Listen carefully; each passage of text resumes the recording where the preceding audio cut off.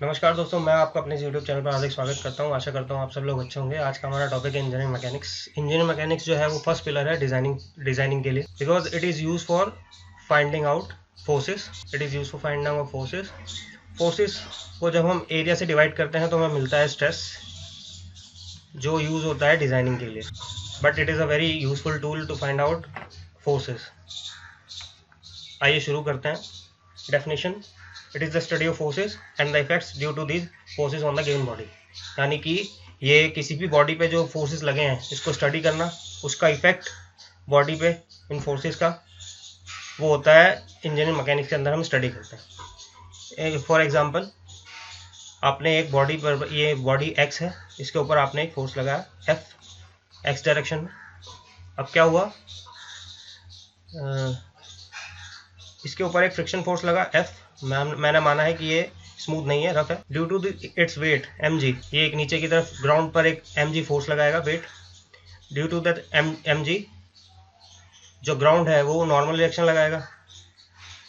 और जो आपको पता ही होगा, एफ जो है वो इक्वल होता है mu N, where mu coefficient of friction, तो म्यू हो गया एम जी।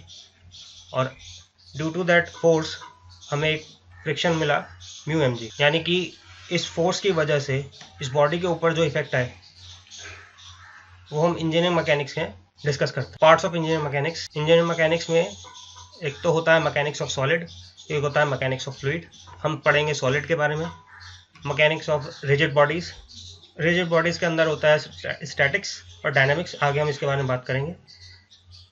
डायनामिक्स के अंदर भी दो पार्ट होते हैं, काइनेमेटिक्स और kinetics. Mechanics of deformable bodies के अंदर आता है स्ट्रेंथ ऑफ मटेरियल, जो होती है थ्योरी ऑफ इलास्टिसिटी। ये आपके कोर्स में नहीं है। थ्योरी ऑफ फ्रैक्चर, ये भी आपके कोर्स में नहीं है। दूसरा आता है मैकेनिक्स ऑफ फ्लूइड। इसके अंदर हम बात करते हैं फ्लूइड के बारे में। Statics: it is the branch of mechanics that deals with the bodies that are acted by balance force. It generally concerns bodies at rest. यानी कि ये जो ब्रांच ऑफ मैकेनिक्स है ये डील करती है bodies that are acted by balance forces. Balance forces क्या होता है? बैलेंस फोर्स वो होता है जो किसी भी लगाए हुए फोर्स को बैलेंस करता है। देख लीजिए, ये आपका एक फ्लोर है, इसका अपने ऊपर mg वेट बॉडी का लगा हुआ है, और ये एक n नॉर्मल रिएक्शन, ये फ्लोर लगा रहा है इस बॉडी के ऊपर। नाउ ये जो m है ये एक बैलेंसिंग फोर्स है जो इसको बैलेंस कर रहा है, जो इसको नीचे जाने से रोक रहा है। ड्यू टू इट्स वेट, ये जो ब्लॉक है वो कोशिश करेगा कि ज़मीन में चला जाए, पर ज़मीन इसको पुश कर रही है ऊपर की ओर। ये इसका बैलेंसिंग फोर्स हो गया। सिमिलरली फॉर हमने किसी बॉडी के ऊपर एफ फोर्स लगाया, ये जो फोर्स है ये रफ सरफेस हो गया। ड्यू टू दिस फ्रिक्शन लगेगा, अपोज करेगा मोशन को, म्यू एम जी। अब यह जो फोर्स है इसका बैलेंसिंग फोर्स हो गया फ्रिक्शन, बिकॉज ये इस बॉडी को मूव नहीं करने दे रहा। ये बॉडी रेस्ट पे है, स्टैटिक है। ये होते हैं बैलेंस फोर्स, और इसी की स्टडी हम स्टैटिक्स के अंदर करते हैं। जनरली ये जो बॉडीज होती हैं वो रेस्ट पे होती हैं। डायनामिक्स, ये मूविंग बॉडीज के लिए काम आता है। जैसे कोई गाड़ी हो गई, उसके ऊपर फोर्स लग रहा है ड्यू टू दिस इंजन, और क्योंकि ये मोशन में है तो इसके ऊपर डायनामिक फ्रिक्शन या काइनेटिक फ्रिक्शन। उस फोर्स की जो स्टडी है वो हम डायनामिक्स के अंदर करते हैं। जो मूविंग बॉडीज है उसकी स्टडी हम डायनामिक्स के थ्रू करते हैं।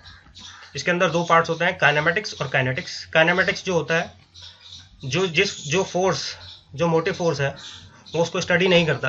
जो काइनेटिक्स है ये उस फोर्स को कंसीडर नहीं करता जिसकी वजह से मोशन हो रहा है।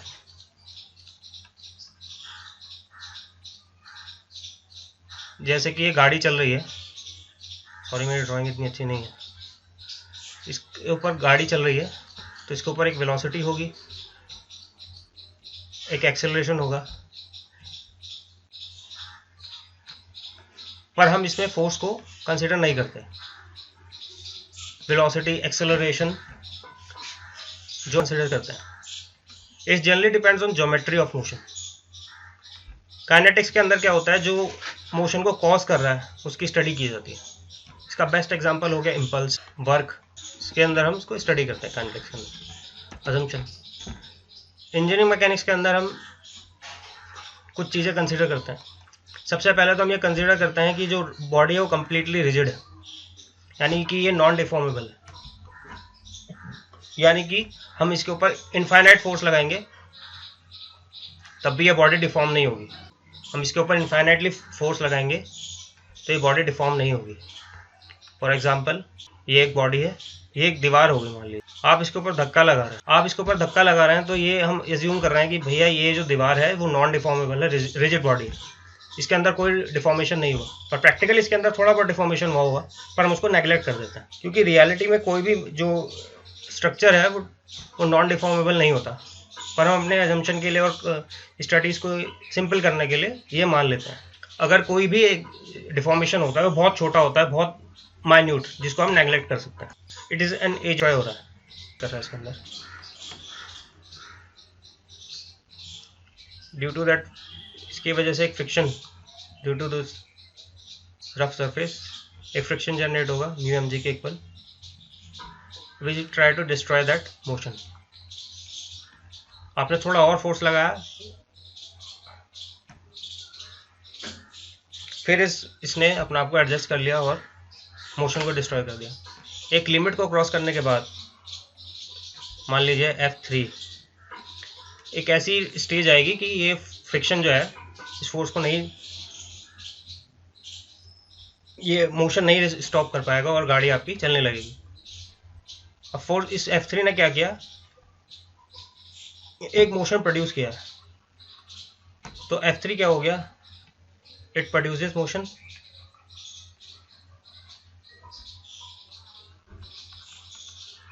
और जो फ्रिक्शन हो गया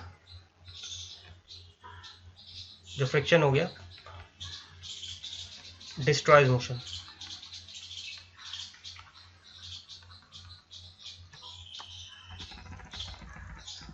यानी कि आपको समझ में आ गया होगा कि जो मोशन है, जैसे हमने इस एग्जांपल में देखा कि जो F3 है वो प्रोड्यूस कर रहा है, जो हम पॉजिटिव एक्स डायरेक्शन में लगा रहे हैं, ये पॉजिटिव एक्स हो गया और ये नेगेटिव एक्स हो गया।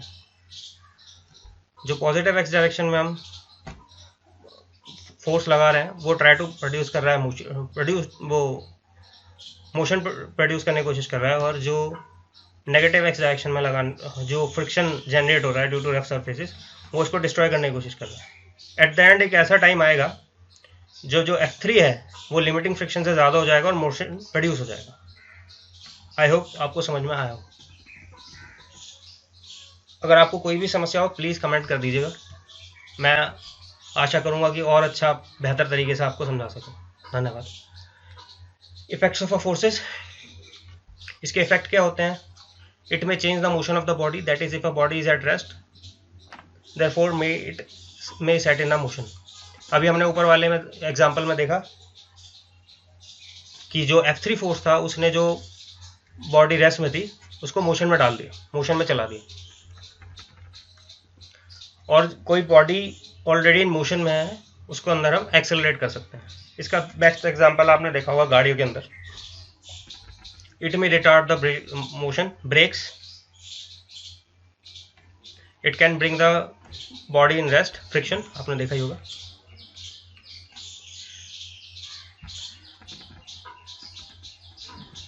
may give rise to internal stresses, pressure। इसका एग्जांपल हो गया प्रेशर। आइडलाइजेशन इन मैकेनिक्स, अब हमें आइडलाइजेशन की क्या जरूरत हुई? जो हमने थ्योरी पढ़ी है उसको प्रैक्टिकली अप्लाई करने के लिए हमें कुछ अजम्पशन लेने पड़ते हैं, और जो हमारी बॉडीज होती हैं वो इस तरह की नहीं होती इन रियल लाइफ, तो हमें कुछ अजम्पशन लेने पड़ते हैं। उसके लिए हमें कुछ आइडलाइजेशन करना पड़ता है। हमारा पहला अजम्पशन है पार्टिकल। पार्टिकल क्या होता है? Body of negligible dimensions. इसके अंदर क्या होता है, हम किसी भी बॉडी को जिसके अंदर मास है उसको एक छोटे से पॉइंट पे कंसंट्रेट कर लेते हैं टू सिंप्लीफाई अवर इक्वेशंस। इसका सबसे बड़ा एग्जांपल आपने देखा होगा, सेंटर ऑफ मास। इसके अंदर क्या होता है कि हम बहुत बड़ी बॉडी जो है मान लीजिए बॉडी है, हमने क्या किया, इसके ऊपर काफ़ी फोर्सेस लग रहे हैं, जैसे mg, ये फोर्स लग रहा है F, वेट n। तो हमने क्या किया, सिंप्लीफिकेशन करने के लिए इसको एक पॉइंट मास मान लिया, जिसके ऊपर इधर F लग रहा है, इधर वेट लग रहा है mg और इधर लग रहा है n। ये है सेंटर ऑफ मास इसका। तो हमने इस बॉडी को सिंप्लीफाई करने के लिए यहाँ पर एक पार्टिकल के रूप में कन्वर्ट कर लिया है, उसका पूरा मास एक पॉइंट पे कंसंट्रेट हो गया, इसको बोलते हैं particle. To simplify our calculations, rigid body, rigid body के बारे में आपको पहले ही बताया था, जो बॉडी डिफॉर्म नहीं होती है। इन रियलिटी रिजिड बॉडी वो होती है, मान लीजिए आपने इसको डिटेल में थोड़ा समझते हैं। मान लीजिए ये एक रिजिड बॉडी है,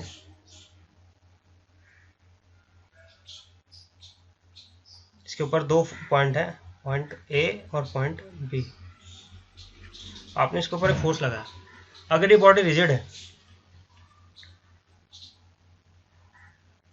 तो अब जब आप इसके ऊपर फोर्स लगाएंगे तो इन दोनों पॉइंट्स की डिस्टेंस चेंज नहीं होगी, यानी कि ये डिफॉर्म नहीं हुआ। अगर ये रिजिड बॉडी नहीं है तो इसकी जो ए और बी का जो डिस्टेंस है, मान लीजिए वो एल था पहले उसमें, तो अब तब भी बाद में एल ही रहेगा। अगर इसकी पोजीशन चेंज हो जाती है तो इसका मतलब इस बॉडी के अंदर डिफॉर्मेशन आया है। अगर ये बॉडी में डिफॉर्मेशन बहुत कम है, नेग्लेजिबल 0.1, 0.2 या 0.001, तो हम इसको नेग्लेक्ट कर सकते हैं। It is very useful to apply mechanics theories. Point force, point force, मान लीजिए ये एक बॉडी है, इसका सबसे बड़ा एग्जांपल पॉइंट फोर्स का है वेट। ये आपको पता होगा कि एक जो बॉडी है वो डिफरेंट डिफरेंट पार्टिकल से मिलकर बनी होती है, जिसका मास डिफरेंट डिफरेंट होता है। तो वो हर एक, तो जब ग्रेविटी उसको अट्रैक्ट करेगी, जब ग्रेविटी उसको अट्रैक्ट करेगी तो हर जो छोटा पार्टिकल है वो डिफरेंट mg लगाएगा।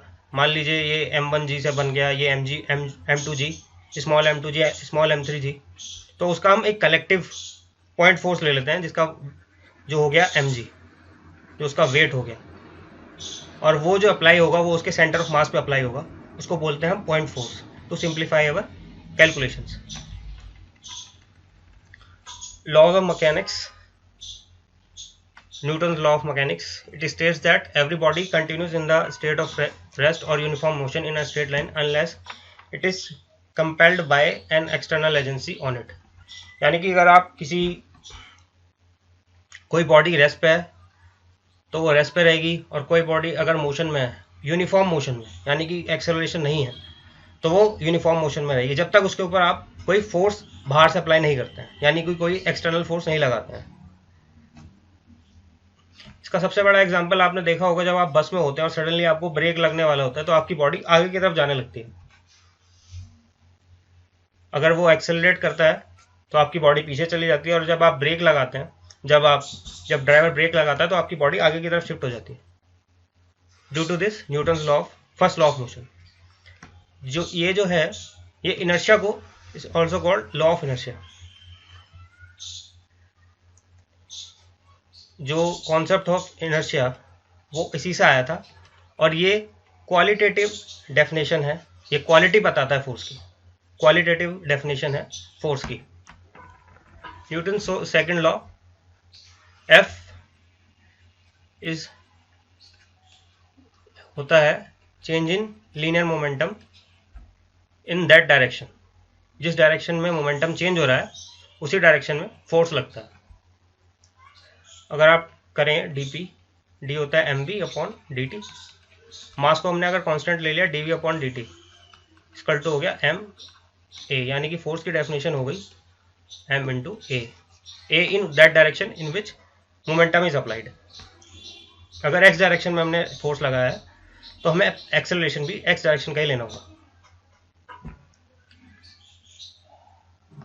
ये इसकी क्वांटिटेटिव डेफिनेशन बताता है फोर्स की, सेकंड लॉ ऑफ थर्मोडायनेमिक्स। और third law of thermodynamics in newton second law. और न्यूटन्स थर्ड लॉ में हमें पता चलता है कि जो फोर्स है वो पेयर्स में काम करता है, फोर्स जो है वो पेयर्स में काम करता है। ये बहुत इंपॉर्टेंट लॉ है, principle of transmissibility. According to this law, a state of rest or motion of a rigid body is unaltered if a force acting on the body is replaced by another force of the same magnitude and direction but acting anywhere on the body along the line of action. आपने क्या किया, अब आप इस force को यहाँ से लेके यहाँ तक शिफ्ट कर सकते हैं और इसका जो रिजल्ट होगा वो अनअल्टर्ड रहेगा, यानी कि इस बॉडी के ऊपर इस रिजल्ट का कोई फर्क नहीं पड़ेगा। आपने इसको यहाँ से लेके यहाँ शिफ्ट कर दिया है लेकिन बॉडी के ऊपर कोई इफेक्ट नहीं पड़ेगा, यानी ये पहले 10 न्यूटन का था, ये अब भी 10 न्यूटन का रहेगा और बॉडी के ऊपर कोई फर्क नहीं पड़ेगा। यानी अगर F10 से बॉडी मोशन में है तो इस यहाँ पर भी बॉडी मोशन में ही रहेगी। इस फोर्स का, इस प्रिंसिपल ऑफ ट्रांसमिसिबिलिटी का ये एक फ़ायदा है, ये काफ़ी यूज़ होता है। यानी कि अगर आप इस गाड़ी के ऊपर यहाँ तक शिफ्ट कर दें along the line of action 10 Newton similar, तो इस बॉडी में कोई फर्क नहीं पड़ेगा, इसका जो रिजल्टेंट होगा उसमें वो अनअल्टर्ड होगा। अगर आप पहले इसको धक्का दे रहे थे तो अब भी इसको धक्का देंगे, न्यूटन एक्सल से सेम स्पीड में थी तो अब भी सेम स्पीड में होगी, इसके रिजल्ट में कोई फर्क नहीं पड़ेगा। कोई बॉडी चाहे रिजिड हो या मोशन में हो, उसके स्टेट में कोई फर्क नहीं पड़ेगा। It is a very important, very very important है। और सबसे बड़ी इंपॉर्टेंट बात है कि ये रिजिड बॉडीज में एप्लीकेबल होता है केवल। मान लीजिए एक फोर्स लगा F1, तो मैंने एक फोर्स F1 ऐसे लगा दिया और दूसरा फोर्स F2 ऐसे लगा दिया और सिमिलर F1 यहाँ पे लगा दिया। आपको पता होगा कि जो फोर्स है वो वेक्टर क्वांटिटी है, both direction as well as magnitude matter करता है। ड्यू टू दिस ये दोनों फोर्स आपस में कैंसिल आउट हो जाएंगे, तो हमारा जो नेट आएगा वो आएगा